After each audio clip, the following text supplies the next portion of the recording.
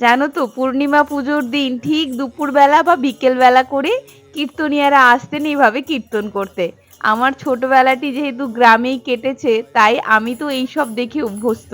তাই আজ তোমাদের সাথেও শেয়ার করলাম। তবে কীর্তনিয়ারা বেশ একটি গান বারবার করে বলতেন, ধুলা মাখরে মাখরে এই না ব্রজের ধুলা। ব্রজের ধুলা অর্থাৎ স্বয়ং শ্রীকৃষ্ণের বাল্য লীলাভূমির কথা বলা হয়ে থাকে।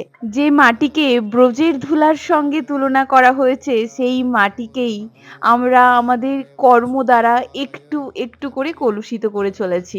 তবে আজ এই ভিডিওটি দেখে দেখে সেই ছোট্টবেলাটির কথা বড়ই মনে পড়ছে।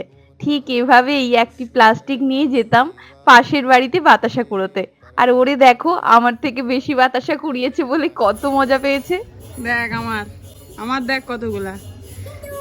আজকের ভিডিওটি এতটাই রাখছি, দেখা হচ্ছে কাল তোমাদের সাথে আর একটি নতুন ভিডিওতে।